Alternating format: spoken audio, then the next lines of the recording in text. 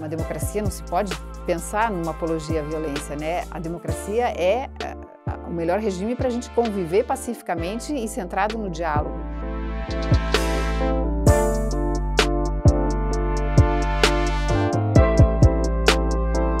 No jornalismo eu comecei a me interessar por um tema que virou a minha especialidade na ciência política. Naturalmente, naquele momento eu não sabia que era disso que se tratava, mas eu comecei a me interessar pelo que hoje é conhecido como justiça de transição.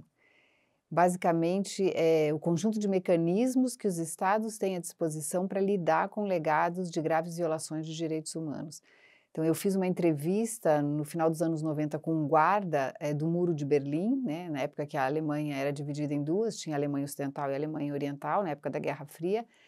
Eu fiz uma entrevista 10 anos depois do muro ter caído, então do fim dessa dinâmica. Eu entrevistei um guarda e ele me contou a história dele e eu fiquei muito impressionada, impactada, justamente porque ele tinha crescido na Alemanha Oriental, ele cometeu o que era um crime à luz da lógica ocidental, e quando o muro caiu, então ele foi processado por aquele crime que ele tinha cometido na Alemanha Oriental. Então era uma dinâmica uma dinâmica histórica de muita peculiaridade. Eu comecei a me interessar por aquilo. Na mesma época também eu visitei os arquivos da Polícia Secreta alemã, da Alemanha Oriental também, a Stasi, que reuniu um universo imenso, um acervo imenso de documentos sobre a atuação dos serviços secretos e dos, digamos assim, informantes, que na Alemanha Oriental tinha muitos informantes não oficiais, entre aspas, que vigiavam uns aos outros a vida de todo mundo. Era acho que milhões de pessoas vigiando a vida alheia. Era todo mundo meio que um espionava o outro. Era uma coisa muito louca, era uma dinâmica da Alemanha Oriental, muito peculiar, tem até filmes sobre isso. E eu comecei a me interessar por esse tema, e depois, quando eu fiz o mestrado e o doutorado, é que eu fui, obviamente, entender do que se tratava, né, entender melhor. E é basicamente, então, essa é a minha especialidade. Como os estados lidam com legados de graves violações de direitos humanos, ou deveriam lidar. Com essa minha, digamos assim, expertise nessa temática, no doutorado, no meu mestrado, eu trabalhei a lei da anistia. Eu busquei entender como é que funcionou a lei que supostamente teria assegurado a não punição aos violadores de direitos humanos no Brasil, né? Teria anistiado, teria assegurado a impunidade desses violadores. Eu trabalhei isso no mestrado, que eu fiz na USP, no Departamento de Ciência Política, e no doutorado eu fui um pouco além, eu avancei e busquei entender, então, por que no Brasil esse conjunto de mecanismos que os estados têm à disposição para lidar com legados como o da ditadura brasileira, a ditadura de 1964 a 1985, como que só alguns desses mecanismos foram usados no Brasil, por que só alguns foram usados e não outros? E aí o que ficou evidente naquele momento, eu defendi em 2008, até aquele momento a ênfase do Estado brasileiro tinha sido em reparar as vítimas, os sobreviventes e os familiares de mortos e desaparecidos. Não havia um esforço muito importante até aquele momento de verdade, havia esse esforço de reparação, não havia um esforço muito importante oficial de verdade, não havia nenhum esforço em termos de justiça, de responsabilização dos violadores, como não há até hoje. E também, praticamente, não havia um esforço de transformar as instituições, de torná-las democráticas e accountable, né? Que é seria outro dever desses 4 deveres, digamos assim, que os estados teriam de cumprir ao lidar com legados como o da ditadura brasileira. E aí eu me tornei, então, especialista nesse tema, e quando eu terminei o doutorado, eu recebi um convite do professor Paulo Sérgio Pinheiro. Naquele momento ele já era professor aposentado do Departamento de Ciência Política da USP, para participar de um grupo de discussão, um grupo de trabalho no Núcleo de Estudos da Violência, no NEV, na USP, sobre a possibilidade ou a pertinência da criação de uma comissão da verdade no Brasil. E dentro dessa dinâmica dos deveres que os estados têm de lidar com legados de graves violações, um desses deveres é a verdade. E esse dever é exercido basicamente de 2 maneiras, com a abertura de arquivos do período onde ocorreram as graves violações. Então, no caso do Brasil, a abertura dos arquivos de 64 até 85, 88, e com a criação de órgãos que tornam pública essa verdade. No caso, sempre uma comissão da verdade. No Brasil, até aquele momento, não havia uma comissão da verdade, ali era 2008, a ditadura tinha acabado há muito tempo, né, em 1985, não havia sido criada pelo Estado brasileiro nenhum órgão nessa direção. A gente iniciou, então, um debate na esfera acadêmica, eu acho que era 2009, 2010, mais ou menos. O presidente Lula criou um grupo de trabalho para elaborar esse anteprojeto de lei, para criar a Comissão Nacional da Verdade, e nesse grupo de trabalho eu assessorei o representante da sociedade civil, que era o professor Paulo Sérgio Pinheiro. Então era um grupo de trabalho composto por representantes do Ministério da Defesa, da Justiça, da Comissão Especial sobre Mortos e Desaparecidos, da Comissão de Anistia, se bem me lembro isso, e aí um representante da sociedade civil, e eu fui assessorar esse representante, né, o professor Paulo Sérgio Pinheiro, na elaboração do anteprojeto. E aí eu tive a oportunidade, o que é bem raro, digamos assim, né, quando você acaba um trabalho de fôlego, um trabalho acadêmico como é um doutorado, eu tive a oportunidade de poder aplicar esse conhecimento na construção do que viria a ser uma política pública, porque aí eu contribuí para a elaboração do anteprojeto de lei, ajudei a pensar a estratégia de aprovação no Congresso Nacional, a lei foi aprovada, né, quer dizer, o anteprojeto foi aprovado, tornou-se lei, e a lei foi implementada daí no governo seguinte, no governo da presidenta Dilma Rousseff, e que criou a Comissão Nacional da Verdade.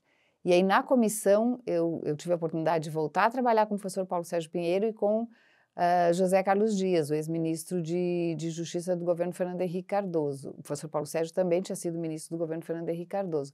E eu tive a oportunidade de trabalhar com os dois na Comissão Nacional da Verdade. Basicamente, eu fiquei responsável pelo grupo de trabalho que lidou com a violência sexual e de gênero, então o capítulo que trata disso foi escrito com uma equipe incrível, e eu fui responsável por esse capítulo. É um capítulo muito difícil de atravessar, muito difícil de ler. Ele está disponível no relatório da Comissão Nacional. Eu fiquei também responsável por uma parte do diálogo com as Forças Armadas, aí mais com José Carlos Dias. Eu fiz um diálogo com generais, almirantes e brigadeiros das três armas, tentando avançar na localização dos mortos e desaparecidos, né, dos desaparecidos, desculpe, da ditadura, que ainda não se sabe o paradeiro. Os resultados não foram os esperados da minha parte, mas de qualquer maneira eu considero que foi um esforço super importante, porque foi um diálogo, exatamente o oposto do que ocorre num período de arbítrio, né, numa ditadura, onde não há diálogo, há violência. Nós nos sentávamos uma vez por mês e conversávamos sobre aqueles casos, eu levava os casos concretos, tentando avançar, e, por outro lado, cada uma das três armas destinava um grupo importante de militares que se debruçavam sobre os casos e analisavam toda a documentação que existia sobre cada caso. Então, eu entendo que houve um caráter pedagógico nesse diálogo. Eu lembro de uma conversa de uma oficial que veio me dizer, estava envolvida nesse esforço, e veio me dizer, bastante surpresa, e também eu senti que tocada, que ela não sabia que havia ocorrido aquele tipo de violência na estrutura do Estado, né? Quer dizer, que agentes públicos, militares, das Forças Armadas e das polícias estiveram envolvidas naqueles crimes. Então, aquilo para mim já é já constitui um resultado, digamos assim, importante do diálogo, porque em alguma medida você conseguiu, através desse instrumento, você conseguiu, de alguma maneira, informar agentes públicos de algo que para nós pode parecer meio óbvio, né, para nós que trabalhamos com essa temática, mas aparentemente permanece bastante desconhecido nesse meio. Então, a violência contra mulheres, né, a violência sexual de gênero, não apenas, na verdade, contra mulheres, a maioria dos depoimentos foi dado por mulheres, mas também homens trataram das suas histórias, e também essa questão do diálogo envolvendo os desaparecidos políticos, também uma pesquisa em arquivos. A gente conseguiu fazer acessar um arquivo da Organização das Nações Unidas importante, que não havia sido acessado ainda, também com o apoio do professor Paulo Sérgio Pinheiro, que é muito inserido no sistema ONU, e uma pesquisa em alguns outros arquivos de outros países, buscando também localizar informações que pudessem nos ajudar a entender o quadro de graves violações de direitos humanos que ocorreram nesses 21 anos da ditadura brasileira. Uma comissão da verdade, ela é um órgão a gente pensar em termos ideais, conceitualmente, ele é um órgão que é um órgão que é criado sempre com um período já pré-determinado de existência. A ideia é que ele não se perpetue nem dure muito pela sua própria natureza, né? Como é um órgão que tem que se debruçar sobre um assunto muito difícil, graves violações de direitos humanos, e que pode ter muitos desdobramentos também muito difíceis de se lidar. A ideia é que ele tem uma vida pré-determinada, uma Comissão Nacional da Verdade tem uma vida pré-determinada, para que seja um esforço concentrado de se lidar com aquilo, mas sempre quando a gente fala nesses mecanismos para se lidar com o passado, sempre um esforço concentrado para tratar daquela questão com vistas a sair daquela fase, digamos assim, daquela etapa, daquela dificuldade, com vistas à construção da democracia, à construção de uma sociedade onde a violência não seja a linguagem utilizada. Então, sempre pensando na construção da paz, na construção da democracia e da paz. Se a gente pensar, né, que numa ditadura não há democracia, não há Estado de Direito, não há respeito e promoção aos direitos humanos, então um órgão como a Comissão Nacional da Verdade faz esse esforço durante um determinado momento. No caso da Comissão Brasileira, instituída em 2012, a ideia era que durasse 2 anos, durou um pouquinho mais, houve uma prorrogação de cerca de 6 ou 7 meses, durou um pouquinho mais, e para, então, digamos assim, superar aquela fase. Então, foi esse esforço concentrado. A comissão, no caso do Brasil, ela se voltou aos crimes cometidos por agentes de Estado durante esses 21 anos em que durou o regime militar. E ao final de um trabalho como esse, também o que se espera é que haja um relatório final, né? Então, ao término dos trabalhos de uma Comissão da Verdade, que foi em dezembro de 2014, publicou-se, foi tornado público, né, um relatório final das atividades da comissão. A gente completa 10 anos agora em dezembro de 2024. Nesse relatório são, então, detalhadas as atividades desenvolvidas pela comissão, e também são indicadas recomendações. Então, há inúmeros capítulos, né, tratando os diferentes tipos de violência ou enfatizando, demonstrando, explicitando quem foram as vítimas, a quem se endereçavam determinadas violências, como operavam as estruturas do Estado, as Forças Armadas, por exemplo, o Ministério das Relações Exteriores, a perseguição a brasileiros no exterior, o papel da igreja, das igrejas. No caso da Comissão da Verdade Brasileira, houve um capítulo, um material importante dedicado ao papel das igrejas cristãs, tanto no apoio à ditadura quanto na resistência à ditadura. Há um material também bastante alentado sobre a perseguição aos indígenas. E então, ao final desses trabalhos, a comissão publica esse relatório, que está disponível na internet, é fácil de localizar, dá um Google, uma busca, relatório final, Comissão Nacional da Verdade, e ele aparece. São as recomendações, quer dizer, muito da razão de existir de uma comissão é dar visibilidade aos crimes que aconteceram, mas é também, de novo, tentar alterar essa realidade. No caso do Brasil, a gente já vive uma democracia há bastante tempo, então é diferente de quando uma Comissão da Verdade é criada ali ao término da ditadura, como foi no caso da Argentina. É bastante distinto, porque aqui a gente já tinha muita, digamos assim, verdade conhecida. Aqui a gente nunca teve um órgão oficial, levou todo esse tempo para ter um órgão oficial dedicado ao tema, mas a gente teve uma instituição muito importante, que foi o Projeto Brasil Nunca Mais, que foi desenvolvido por integrantes da sociedade civil, defensores de direitos humanos, advogados, que trabalharam em sigilo, mas com informação oficial do Estado brasileiro. Eles conseguiram copiar os processos do Tribunal Militar e trabalharam, então, com dados oficiais do Estado brasileiro, a revelia do Estado, porque foi durante a ditadura, entre 79 e 85, mas já havia muito conhecimento do que aconteceu naquele período, graças a esse esforço da sociedade civil. O que não havia era um órgão oficial do Estado brasileiro, digamos assim, condensando tudo isso. A Comissão Nacional da Verdade, então, faz isso. Um aspecto importante, que é dar voz às vítimas. A Comissão da Verdade, então, escuta testemunhos de vítimas que contam as suas histórias, né? Obviamente a gente tem, no caso brasileiro, e ao contrário do que sugere o senso comum, milhões de documentos sobre o período, mas é bastante distinto. Obviamente, na verdade, para dizer que obviamente é bastante distinto o que você encontra num documento produzido por um agente oficial durante uma ditadura militar do que uma vítima vai falar. Então, não são narrativas similares, né? A voz das vítimas, de quem passou pela perseguição, pela tortura, pela prisão, é preciosa, e uma comissão da verdade se destina a isso, a dar voz às vítimas, né? Deve ser a esfera onde as vítimas têm voz. Ao final de todo esse trabalho, de ter ouvido vítimas, de ter também ouvido violadores de direitos humanos, a quase totalidade negou os crimes, como costuma acontecer, com criaturas covardes como são os torturadores. Ao final foi publicado um relatório, então, onde tudo isso é reconstituído, e também estão explicitadas 29 recomendações.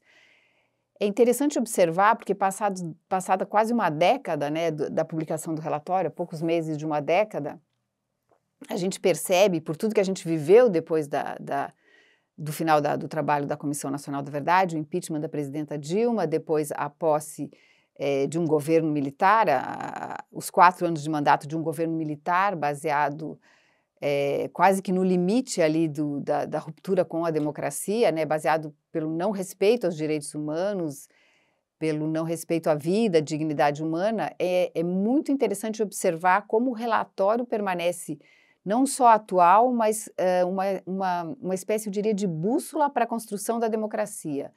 Nas 29 recomendações, há questões muito específicas, que é da necessidade das Forças Armadas reconhecerem os crimes que foram cometidos e a gravidade dos crimes. A recomendação que explicita que a lei da anistia, aprovada em 1979, ela não se sustenta nessa chave da impunidade dos violadores de direitos humanos, né?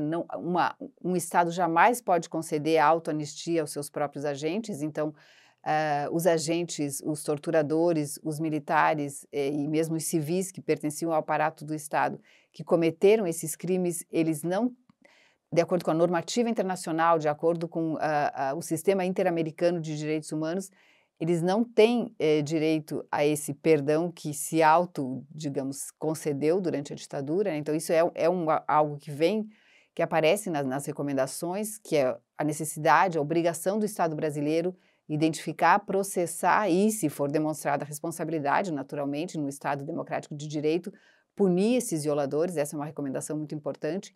Uma vez punidos esses violadores, deveria ser exercido o direito de regresso, ou seja, recursos desses violadores, dessas pessoas que cometeram os crimes, voltarem para os cofres públicos para ajudar a reparar as vítimas dessas graves violações. Então, há um conjunto de recomendações, são 29 recomendações, algumas já se desprendem um pouco daquele período específico e vão focar muito mais, todas são voltadas para a construção da democracia e para a construção de uma sociedade pacífica, né? Um Estado mesmo democrático de direito, que respeite e promova os direitos humanos.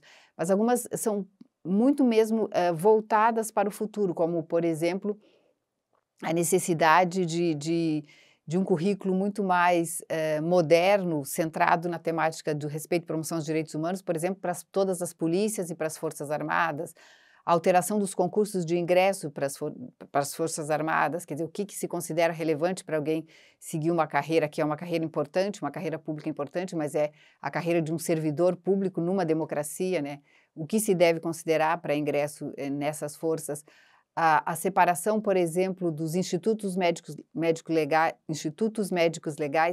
do sistema de segurança pública e do sistema policial. Então, quer dizer, a necessidade de um IML independente, muito mais informado pela ciência do que pela lógica da repressão e da polícia, para fazer um trabalho, obviamente, de qualidade, né? Um trabalho que não seja enviesado.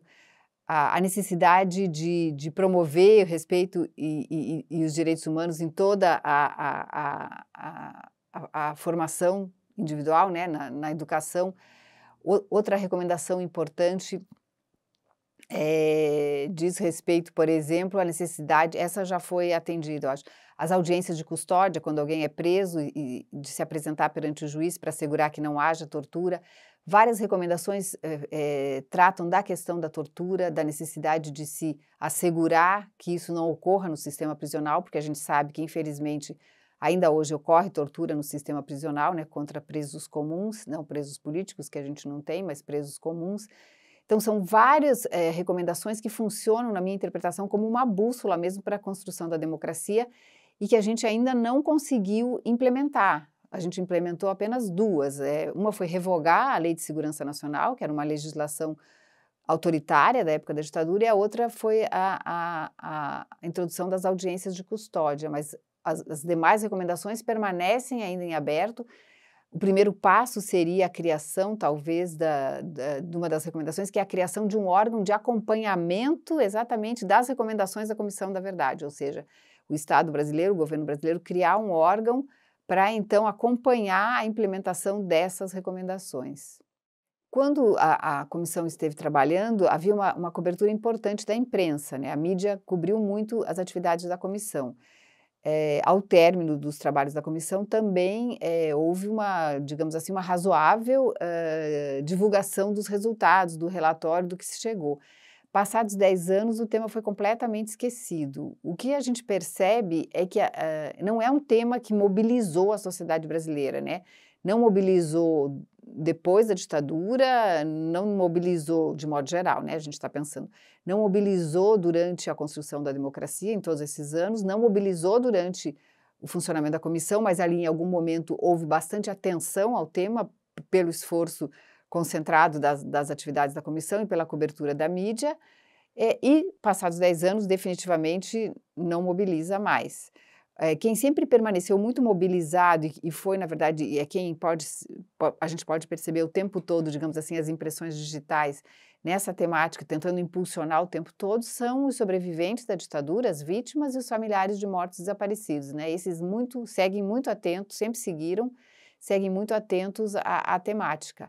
Infelizmente, né, os últimos 4, o governo anterior, os últimos 4 anos, né, do governo anterior, antes do governo, desse terceiro governo Lula, foram anos muito difíceis para essa temática de promoção e respeito aos direitos humanos e que explicitaram, mais uma vez, como o Estado brasileiro lidou mal com o legado da ditadura militar, né? Se o Estado brasileiro tivesse lidado um pouco melhor, e a sociedade, naturalmente, né, porque o Estado, a gente não pode pensar o Estado sem a sociedade, né? Não teria razão de existir. Se a gente tivesse lidado com minimamente mais atenção e mais cuidado, certamente a gente não teria experimentado um governo tão disruptivo em termos de respeito aos direitos humanos, né? Um governo que foi um governo militar, não há dúvida, nessa lógica militar e que explicitou muito daqueles valores, entre aspas, que não são valores admiráveis, né? Da lógica da ditadura. A gente ouvia isso, né? A gente ouvia defesa de torturadores, a gente ouvia apologia à violência.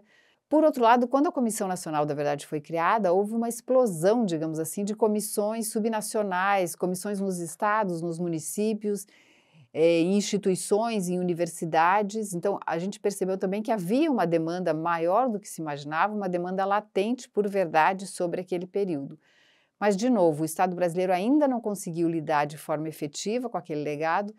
É curioso porque a gente vai se distanciando e há quem acredite que é melhor deixar o tempo passar, que as coisas se resolvem, mas no caso brasileiro, o governo anterior explicitou que essa ideia ou esse laissez-faire, essa noção de deixar rolar que as coisas vão se acomodar, não se confirmou. Não se confirmou por tudo que a gente experimentou. Agora, há que se reconhecer, é meio estranho até falar, e certamente vai causa desconforto em quem ouve, mas há que se reconhecer que o governo Bolsonaro ele prestou um grande serviço a essa temática do legado da ditadura militar. Porque em sendo ele um militar e ao explicitar seu apreço pelas práticas do período, ele fez algo que nenhum ditador jamais ousou fazer durante a ditadura brasileira. Nenhum ditador fez o que ele fez, que foi confirmar a existência de tortura e de graves violações de direitos humanos. Então, nesse sentido, ele presta um grande serviço à verdade, se a gente refletir nesses termos, porque ao reconhecer algo que nenhum ditador jamais reconheceu, e pelo contrário, ele rompe a lógica de silêncio que a ditadura sempre impôs sobre o tema. Os ditadores de então, eles não é que eles apenas não reconheciam, eles negavam a existência, né? E a gente sabe que esse tipo de crime é sempre envolto exatamente em negação, ocultamento e silenciamento. Então, ele rompe com uma lógica que foi construída com muito esforço pela ditadura brasileira. Os ditadores e o aparato militar que estava alinhado a essas práticas, se esforçou muito, se empenhou muito para construir essa lógica de negação e silenciamento. A lei da anistia é talvez o produto mais acabado disso, né? Empacotado legalmente com verniz de legitimidade, etc. Mas, obviamente, durante a ditadura e num congresso cerceado. Então, ele rompe com uma lógica que foi construída com bastante esforço pelos militares e explicita os crimes do período, explicita seu apreço a essa prática, explicita que há um grupo ainda de militares, aparentemente um grupo importante de militares, que não consegue pensar em termos democráticos, que não se vê, não navega nas águas da democracia. Então, nesse sentido, ele prestou um grande serviço à causa da verdade, algo completamente inesperado, que não se podia imaginar no momento em que a comissão termina seus trabalhos e entrega o relatório final à presidenta Dilma, não se poderia imaginar o que aconteceria nos 6 anos seguintes, né? O impeachment e a eleição desse governo militar. A democracia é sempre uma construção, né? Ela nunca vai estar acabada. A gente não conhece nenhum país em que a democracia seja, digamos, perfeita, pensada pelo menos nos termos da literatura acadêmica. É sempre uma construção. A gente tem países, né, em que as democracias são mais avançadas, tem um estado de bem-estar social, os direitos humanos são muito mais respeitados, ou melhor, promovidos, mas nunca há não há uma democracia acabada. Então, naturalmente, depende da sociedade, obviamente, só a sociedade pode construir ou tentar avançar numa democracia mais redondinha, digamos assim, né? Só a sociedade e só o ativismo e só a luta pelos direitos humanos vai assegurar que a gente a gente consiga viver e a gente tenha uma sociedade, um país e instituições que respeitem e promovam os direitos humanos. Lembrando sempre que o Estado é o principal promotor dos direitos humanos, né? Mas é também o principal potencial violador dos direitos humanos. Então, isso sempre é um desafio. E quem tem que modular isso e trabalhar para que o Estado seja o principal promotor dos direitos humanos e não ouse violar os direitos humanos, é a sociedade na sua atuação das distintas esferas.